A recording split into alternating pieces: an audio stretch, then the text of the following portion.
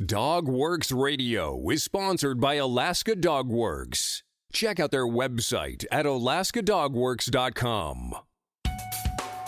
From First Paw Media, sponsored by First Paw Coffee Company, this is the Dog Driver Show. Visit our website at dogworksradio.com. Now here are your hosts, Robert Forto and Kourosh Partow. Hello and welcome, everybody. This is Robert Forto, and you're listening to the Dog Driver Show, and I am here with my co-host, KP. KP, today we have a dog driver coming in from Germany. Who do we have? Yes, we have Catja Bach with us today, sprint driver specialized in 4 and 6 dog class. She lives in northern Germany, close to the Dutch border. Not the perfect weather for sprint racing on snow, obviously, but she is very competitive, has a beautiful dog team. I've been following her on social media for a while. Catja, welcome to the show, and thank you for being with us. Tell us a little bit about yourself and what are you all about?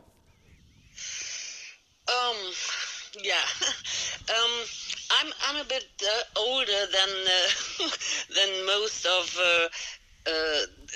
4-dog mushers.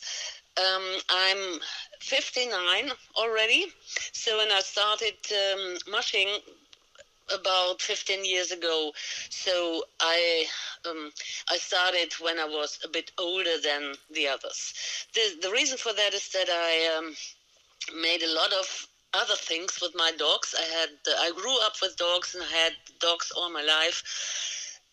But then it came to the situation that I got a dog who wanted to run all the time. So when I wanted to go with a bike with him, but this was not possible because he was pulling all the time.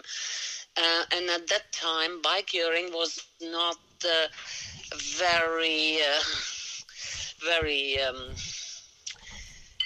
common here in Germany, and so I had some problems to find out what I can do with this dog. But this was the reason or the way I came to mushing, and then I started with bike gearing with this dog, and as it usually comes, people say, oh, this is not enough, you need some more dogs, and you have to go on snow,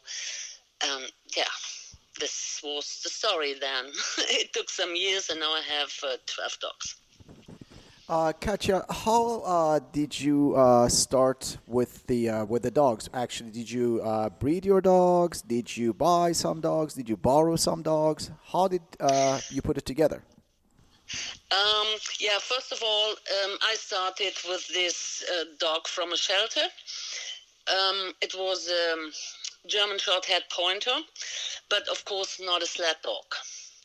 So this happened more or less by mistake that I came to this sport. But then I started in Borken, which has been a very famous racing ground nearby here in Germany. Everything was organized by Rudy Roperts, and I think most people know his name. He's a very famous musher. So I got in contact with Rudy, and I met him very often, and we got friends. And he said to me, "You need a real sled dog." So, of course, he wanted to sell one, and that's what he did. So my first real sled dog I got from Rudy, and as one is not enough, I got a second one, which was a Greyster. I bought from a friend in the north of Germany. So I bought my first sled dogs. So after that, Rudy came over and asked me if the dog I bought from him could be bred to one of his females, because he had another dog in mind, but this does not work. So my dog was the substitute, and so then I started breeding myself, but this was still real Rudy Roperts line. So Katja, a lot of our listeners are not sled dog drivers, and they're just people, dog lovers. We always say that we have tens of thousands of downloads for people who love the sport only and love the sled dogs. Tell us, you mentioned Greyster. What is a Greyster? Tell us what a Greyster is, actually, so people they can know. Yeah, originally, the Greyster was formed by Lena Boysen-Hillestad, who is a very famous musher in Norway. So she mixed a German short-haired pointer together with greyhounds. And German short-haired pointer is in German we say Vorsteher. And this is what the Norwegian people say as well, Vorsteher. So, and this was the combination of the greyhound and the Vorsteher, which is a German short-haired pointer, that was the name. It came from this Greyster, Greyhound Vorsteher. So originally only dogs that have been bred by Lena Boysen-Hillestad have this name. But then it came a bit that other people mixed it. So normally you say a Greyster is a dog which has greyhound in it, which has a German short-haired pointer, English pointer, and greyhound in his genes. Well, thank you for the explanation. Okay, now let's continue with the more dogs that you had. You were telling us about the breeding that you had and getting one more dog. Yeah, this is a problem that I find it very interesting that you said your problem is your program is more or less for dog lovers, because I have been a dog lover for many years, all my life, and it was fun how I came to mushing. But many people do mushing from their 20s or so, when I started in my 40s. So I think it's the most important thing to be a good musher is to be a dog lover. So I did not want to have so many dogs. But then if you start competition, your dogs get old very fast. They're not really old, but if you want to be in front, if you be first or second, you need young dogs. So then you come to the situation that you need more dogs. And everybody tells you, 2 dogs in front of a sled, that's not enough. And they are not strong enough, and you need 4. And then you have 4, and then they say, four. Maybe this is a funny thing with the 4-dog class. When I started, it was okay. But now, if you look at the 4-dog class in Europe, so we call it chicken class, only very, very young people, very young people, teenage people compete in 4-dog class. So this is nothing for older people. So everybody tells me, you cannot go on in 4-dog class. So, and I don't have a chance. These young people are running all the time, and I cannot do this anymore. So if I want to be in front, I have been some years ago, but now I can't manage it anymore.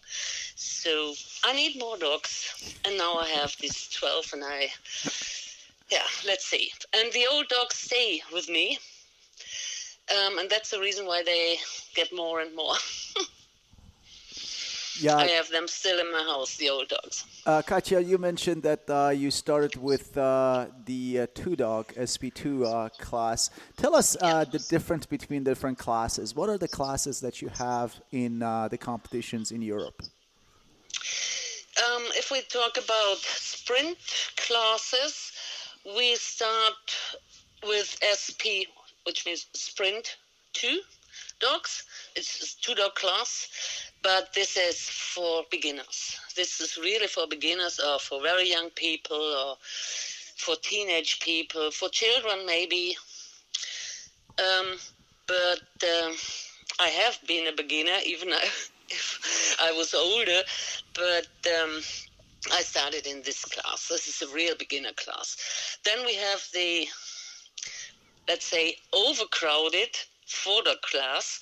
So if you go to a competition, you have much more competitors in 4-dog class than in any other classes. So, for example, the European Championship or World Championship, but you're talking about, let's say, 30 or 40 participants in a 4-dog class, but if it goes up to the classes, they get less and less. So 4-dog class is the most popular class. Then in sprint race, I'm only talking about sprint races at the moment. Next class is 6-dog class. Then we have 8-dog class, and then we have the so-called open or unlimited class, which is more than 8 dogs.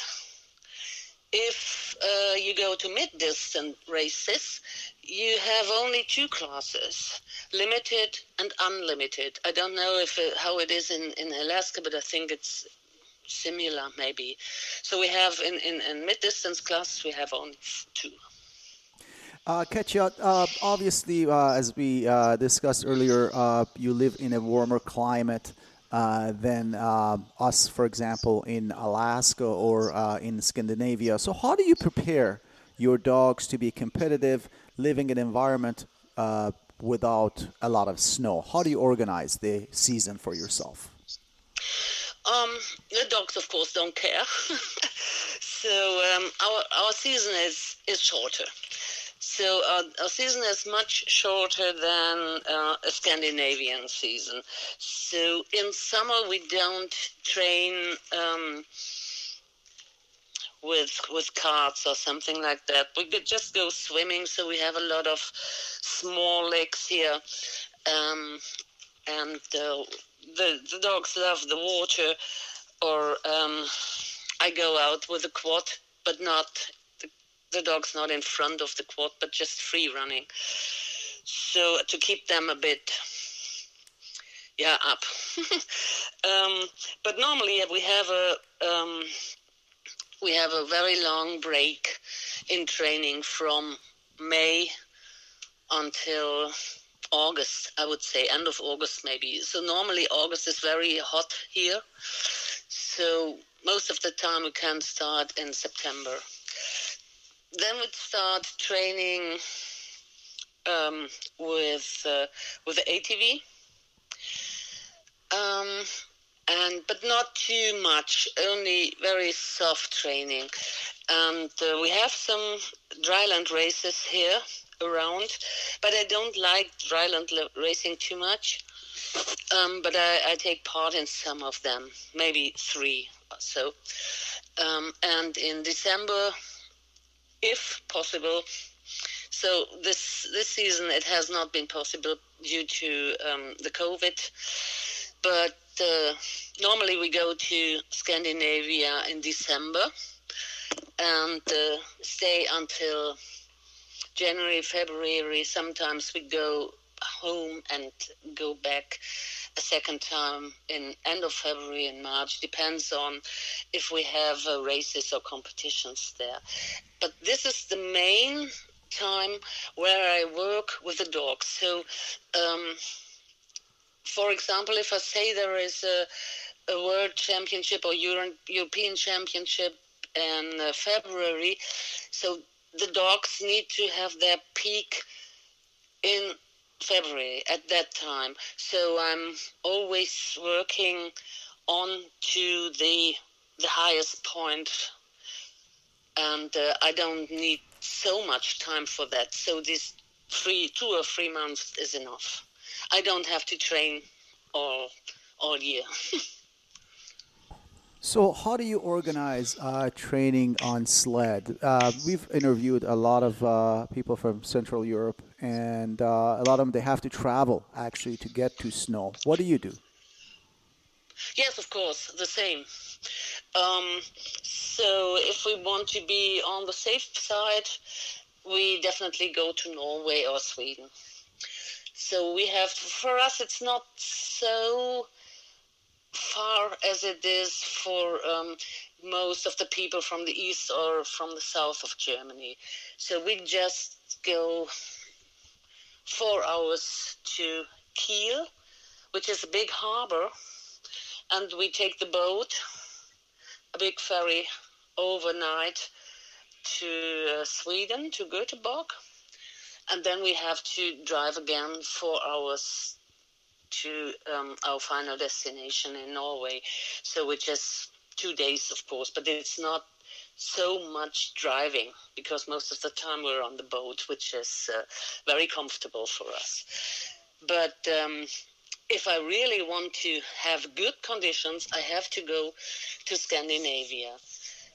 Besides that, we of course have snow in some Bavarian areas and some areas in the east of Germany. So it depends on the year. So this year we had a very good snow year, but of course we were not allowed to train there. So this year we stayed at home. We were not allowed to go to Norway. We could not travel to Sweden, and we were not allowed to go do training here in Germany, even if we have snow enough. So if we have a good snow year, I can train in Germany. I can compete in Germany. I can take part in some races. But and this is always the plan, but it does not work all the time. So what is fixed is training in Scandinavia. And when you're in Norway or in Sweden, do you share club trails or do you go on private trails? Do you go with a team together? How do you do that? So normally, or usually, we we go to Hamar or Gasper, which is in Norway, and we love it very much there. We have been there for, I think, 10 years.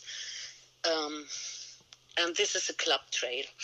So they have a clubhouse, they have a big mushing club, and they do some things for younger people in summer as well. But of course, this is not interesting for us. But they have wonderful trails. They have a big trail machine, which you don't have not very often. So normally they do it with the scooter, but they have a big trail machine and they have perfect, wonderful trails. And you can go there for 40 or 50 kilometers if you want. So you can not only train for sprint races, you can train for mid-distance races as well. And do you have to get like trail passes? Do you stay at the clubhouse or in the camping vans? I noticed that in Europe, a lot of you guys, you actually have camping cars and you stay in your vehicle with your dogs. Is that what you do? Yeah, as you said, most of the people have it here. Yes, yeah, we have a motorhome and a trailer for the dogs. And we live in the motorhome. Some people have it the other way around. They have a van for the dogs, and how is it called, a camper? A camper, yep. Yeah. So this is you have to decide somewhere what you like most, and we like this motorhome. This is where you can drive where you live in. So, but it has sometimes you have disadvantages with that. But we stay in our motorhome. We have the trailer with all our dogs, and we stay directly at the clubhouse. And we normally go with another family, which are close friends to us, but we have always been together there for all the years. But we meet there many people from other countries. Of course, not only Norwegians. We meet Swedish people, we meet people from Finland, a lot of Germans, of course, but not too much, lucky enough. So you meet the same people every year in normal years. So at the moment, it's all crazy. So I have a couple of questions. This is a fascinating discussion, and I think a lot of our listeners will really enjoy this about this traveling back and forth. So my first question is, and I don't know if this applies to you, but kind of in a general sense, you had mentioned that you often go up to Scandinavia in, I think you said December to about February. How do people, maybe not necessarily you, but how do people do that and still hold down a job? Do they only work part-time during the year, or what? Do you know? Yes, of course, different reasons, or different, it depends on. So for me, personally, I have retired already. So this is, of course, the easiest and most comfortable way to do this. Unfortunately, my husband has to work. Okay. And so sometimes we do it this way, that I stay in Norway and he stays for example, 3 weeks, and then he goes back home by plane, which is very cheap there. Okay. So it's much cheaper to fly home to Germany than to go by car. So sometimes we make it like this, then he stays at home for 2 or 3 weeks, and then he comes back. So this is an option, how you can do it. Other people do it like, in Germany, you normally have 6 weeks of holidays over the year. So most people, of course, take summer holidays. But if you're a musher, you don't need summer holidays. So there are some people that take their whole holidays, all the 6 weeks, only in winter. As none of their colleagues normally want to have winter holidays, this is not really a problem most of the time. So, and other people, of course, make part-time or have part-time jobs. They work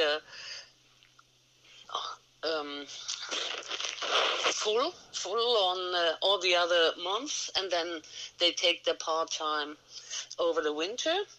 And some make over hours and collect all these hours that they have, and then they have more holidays. So everybody does it a bit differently. It depends on your abilities. You know, I'm sitting here listening, and I'm sure KP would agree. I would love to find a job where I could have a 6-week holiday. Yes, I know that it. Yes, but it's the usual. I know that it's not everywhere the same, but this is the usual way you have it in Germany. So almost. All right, so I have one final question for you. It's the question we always ask, and that is, if somebody's just getting involved in the sport and they came to you for one piece of advice, what would you tell them?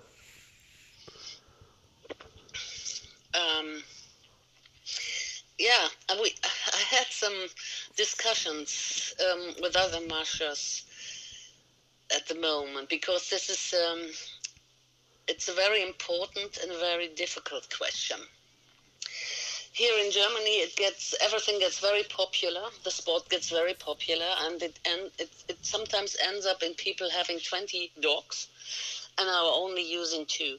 I think the most important thing, if somebody wants to go or start in this sport, you have to be aware of the fact that if you have more than 4 dogs, your life will never be the same anymore. So if you have been on holiday, for example, if you have have visited friends very often, or if you traveled to see your family or your mother or whatever, this ends when you have more than 4 dogs. Most people don't have somebody that looks after the dogs if you're not there. So maybe some of are in the lucky situation that they have grown-up children that can look after the dogs, but I don't, and most of them don't have somebody. So this means you cannot travel anymore, you cannot visit your friends anymore if they're not mushers. So your life is different then, and it's not the life you lived before. And I think this is the most thing you should keep in mind if you want to start real mushing. Because you will have some more dogs than you expected very quickly. And then everything, yeah. And I know many people that started, that they raced, they got up to the top, and then they went down again and they quit. Because they did not think about all these things that will happen or that will change if you start mushing. It's not only a sport here, it's a way of life. And you have to be aware of that, I think. And I think this is the most important thing. And the second maybe is the type of dog. So if you are a very competitive man and you cannot do something just for fun, then you need to get dogs that are from a good breed. So you need really racing dogs. And this is the second mistake most people do. They get a dog from a shelter or somewhere, which of course is a nice idea. But if you want to go on top, it does not work. That's two very good pieces of advice. It's so interesting to hear all of the different takes on that question. KP, I know we're just out of time. Anything else to follow up? Katja, I wanted to thank you for the time you spent with us for this interview. I wish you plenty of luck with your training and racing next year. Hope to see you in Alaska one time or two with your dog team. Good luck to you, and we'll chat with you soon. Thank you very much, and it was a pleasure for me. Thank you. On behalf of our guest today and my co-host KP, this is Robert for the Dog Driver Show. We will see you guys next time. Goodbye. From First Paw Media, this is the Dog Driver Show. We hope you enjoyed this podcast, and we invite you to subscribe in Apple Podcasts, Spotify, Stitcher, or wherever you get your podcasts. You'll find a link on the episode notes. You can tap or swipe on the episode cover art, and you can see some offers from our sponsors. You can support our show by supporting them. If you like what you have heard, we would love it if you could give us a 5-star rating and tell your friends how to subscribe too. Your hosts are Robert Forto and Kourosh Partow. Our producer is Robert Forto and created for First Paw Media.